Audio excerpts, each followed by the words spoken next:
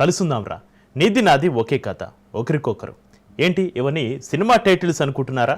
కాదు, అమెరికా చెబుతున్న సరికొత్త డైలాగ్స్. ఇప్పటి వరకు డి అంటే డి, కాస్కో లాంటి యాక్షన్ మూడు నుంచి ఇప్పుడు కుటుంబ కథ చిత్రమే మంచిదన్నట్లుగా మారిపోయింది ట్రంప్ సర్కార్.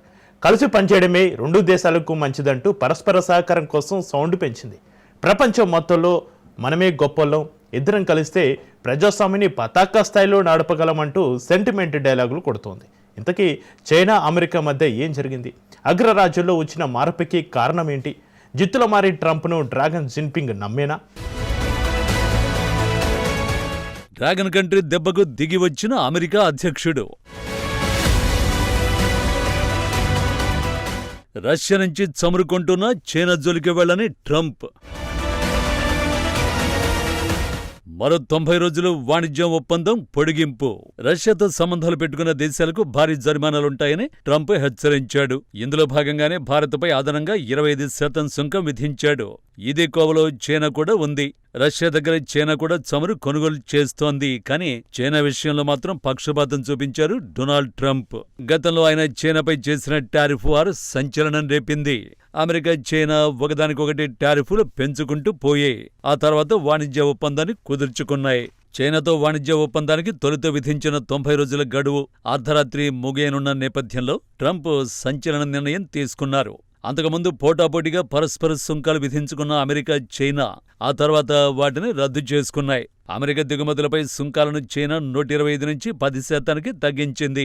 అలాగే చైనా దిగుమతులపై సుంకాలను అమెరికా 145 నుంచి 30% తగ్గించింది. ఈ తగ్గింపు 90 రోజుల పాటు అమల్లో ఉండేలా ఇరు దేశాలు వాణిజ్య ఒప్పందం చేసుకున్నాయి. ప్రస్తుతం చైనా నుంచి దిగుమతి చేసుకుంటున్న వస్తువులపై 30% సుంకాలను మాత్రమే అమెరికా వసూలు చేస్తోంది. భారత్పై 25% అమలు చేస్తుండగా ఈ నెల 27 నుంచి మరో 25% అమలు చేసేందుకు సిద్ధమైంది. ఈ ఒప్పందం అర్ధరాత్రి నాటికి ముగిసింది. ఈ క్రమంలోనే ట్రంప్ కీలక నిర్ణయం తీసుకున్నారు. చైనాతో వాణిజ్య ఒప్పందాన్ని మరో 90 రోజుల పాటు పొడిగించారు. దీనికి సంబంధించి ఎగ్జిక్యూటివ్ ఆర్డర్పై సంతకం చేశారు. వాణిజ్య ఒప్పంద చర్చల గడువును పొడిగించినట్లు చైనా మీడియాలో కూడా వార్తలొచ్చాయి. ఈ ఒప్పందం మరో 90 రోజుల పాటు పొడిగించడం ప్రాధాన్యాన్ని సంతరించుకుంది. ఇక భారత్పై అమెరికా 25% అదనంగా టారిఫ్లు విధించడంతో ఇది ఆగస్టు 27 నుంచి అమలు కానుంది. భారత్, చైనాతో పాటు అనేక దేశాలపై ట్రంప్ టారిఫ్లు విధించారు. ఇప్పటికే ఆయా దేశాలతో వాణిజ్య ఒప్పందాలు కూడా చేసుకుంటున్నారు. కానీ చైనాతో మాత్రం ఈ ట్రేడ్ డీల్ పూర్తి కావడం లేదు. దీనిపై చర్చలు జరిపేందుకు ఇరు దేశాలు ప్రయత్నిస్తున్నప్పటికీ కొన్ని అంశాల్లో ఏకాభిప్రాయానికి రానట్లు తెలుస్తోంది. అయితే ఈ ఏడాది చివర్లో అమెరికా, చైనా అధ్యక్షుల భేటీ జరగనుండగా తాజా విరామం వాణిజ్య ఒప్పందంపై చర్చలకు మార్గాన్ని సుగమం చేసినట్లు తెలుస్తోంది. మరోవైపు ఇదే అంశంపై అమెరికా ఉపాధ్యక్షుడు జెడి వాన్స్ స్పందించారు. రష్యా నుంచి చమురు కొనుగోలు చేస్తున్న చైనాపై ప్రతీకార సుంకాలు విధించాలా వద్దా అన్న అంశంపై అమెరికా అధ్యక్షుడు డొనాల్డ్ ట్రంప్ ఇంకా ఎలాంటి నిర్ణయం తీసుకోలేదని ఉపాధ్యక్షుడు జెడి వాన్స్ వెల్లడించారు. సుంకాల విషయంలో చైనా సమస్య కొంచెం సంక్లిష్టంగా ఉంటుందన్నారు. రష్యా నుంచి చమురు కొనుగోలుతో ముడిపెట్టలేని అనేక ఇతర అంశాలు ఇరు దేశాల సంబంధాలను ప్రభావితం చేస్తాయన్నారు. అదే రష్యా నుంచి చమురు కొనుగోలు చేస్తుందన్న కారణంతో భారత్పై ట్రంప్ అదనపు సుంకాలతో విరుచుకుపడుతున్నాడు. చైనా కూడా రష్యా నుంచి భారీగా చమురు దిగుమతి చేసుకుంటుంది. కాగా అమెరికా అధ్యక్షుడిగా డొనాల్డ్ ట్రంప్ రెండోసారి అధికారం చేపట్టిన నాటి నుంచే దూకుడు ప్రదర్శిస్తున్నారు. అమెరికా ప్రయోజనాలే తొలి ప్రాధాన్యమంటూ వాణిజ్య యుద్ధానికి తెరలేపారు. భారత్ సహా ప్రపంచ దేశాలపై ప్రతీకార సుంకాలను ప్రకటించి సంచలనంగా మారారు. దీంతో అమెరికాతో పాటు వివిధ దేశాల మధ్య వాణిజ్య యుద్ధం తప్పదన్న వార్తలొచ్చాయి. ప్రతీకార సుంకాలతో అమెరికాకే ఎక్కువ నష్టం వాటిల్లుతోందని ఆర్థిక నిపుణులు హెచ్చరించారు. ఈ క్రమంలో ట్రంప్ తొలి 100 రోజుల పాలనలో అమెరికా ఆర్థిక వ్యవస్థ 0.3% మేర క్షీణించింది. గత 3 ఏళ్ల గణాంకాలు చూస్తే భారీ స్థాయిలో తగ్గడం ఇదే తొలిసారి. దీంతో అమెరికాలో ఆర్థిక మాంద్యం తప్పదనే సంకేతాలు వచ్చాయి. 2024 చివరి 3 నెలలు అక్టోబర్, డిసెంబర్ త్రైమాసికంలో అమెరికా ఆర్థిక వృద్ధి 2.4%గా నమోదైంది. అయితే ట్రంప్ అధికారంలోకి వచ్చాక తీసుకుంటున్న నిర్ణయాలు ప్రతికూలంగా మారాయి. వరుసగా 2 త్రైమాసికాల్లో ఆర్థిక వృద్ధి రేటు నెగటివ్గా నమోదైనట్లయితే ఆ దేశ ఆర్థిక వ్యవస్థ మాంద్యంలోకి వెళ్లినట్లు పరిగణిస్తారు. ఈ ఏడాది తొలి త్రైమాసికంలో అమెరికా ఆర్థిక వ్యవస్థ క్షీణించడంతో మాంద్యం అంచనాలు పెరిగాయి. అయితే ఆ తర్వాత ట్రంప్ వెనక్కి తగ్గారు. చైనాతో పాటు బ్రిటన్ వంటి ఇతర దేశాలతో వాణిజ్య ఒప్పందాలు చేసుకుంటున్నారు.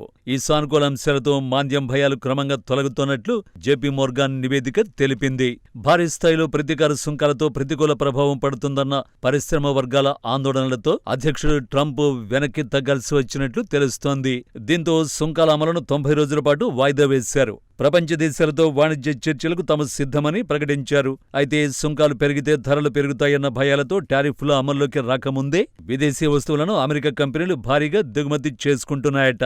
దీంతో అమెరికా వాణిజ్య లోటు ఒక్కసారిగా భారీగా పెరిగిపోయింది. విదేశీ వస్తువులు భారీగా దిగుమతి అయినందున అమెరికా ఆర్థిక వ్యవస్థపై ప్రతికూల ప్రభావం చూపించింది. అయితే ఇప్పుడు ట్రంప్ ఇంకాస్త వెనక్కి తగ్గడం సానుకూలంగా మారినట్లు చెప్పొచ్చు. దాదాపు $3.42 ట్రిలియన్ ఎగుమతులతో ప్రపంచంలోనే అతి పెద్ద ఎగుమతిదారుగా చైనా నిలిచింది. ఇందులో ఎక్కువ మొత్తంలో అమెరికాకు ఎగుమతవుతున్నాయి. అమెరికా విషయానికొస్తే 2024 ఆర్థిక సంవత్సరంలో దాని ఎగుమతుల విలువ సుమారు $1.71 ట్రిలియన్. ప్రపంచ ఎగుమతుల్లో చైనా తర్వాతి స్థానం అమెరికాదే. 2024లో చైనా అమెరికా వాణిజ్యం విలువ సుమారు $582.4 బిలియన్ల అమెరికా డాలర్లుగా అంచనా. 2024లో చైనాకు అమెరికా వస్తువుల ఎగుమతులు $143.5 బిలియన్. చైనా నుంచి దిగుమతులు మొత్తం $438.9 బిలియన్. అంటే చైనాతో పోలిస్తే వాణిజ్య లోటు $295.4 బిలియన్ ఉంది. ఈ లోటును పూడ్చుకోవడానికే పారిశ్రామిక వ్యవసాయ వస్తువులు ఉత్పత్తుల్ని కొనుగోలు చేసేలా చైనాపై ఒత్తిడి తీసుకొచ్చేందుకు ట్రంప్ తాజా సుంకాలు విధించారు. చైనాకు ఎగుమతి చేసిన వస్తువుల కంటే ఎక్కువ మొత్తంలో అమెరికా దిగుమతి చేసుకుంటోంది. ఈ వాణిజ్య లోటు దీర్ఘకాలిక సమస్యగా మారింది. 2 దేశాల మధ్య వాణిజ్య సంబంధాలలో వివాదాస్పద అంశంగా ఉంది. ఇటీవలి ట్రంప్ వాణిజ్య విధానాలు ముఖ్యంగా ప్రతీకార సుంకాలతో ఈ వాణిజ్య లోటును తగ్గించాలని లక్ష్యంగా పెట్టుకున్నారు.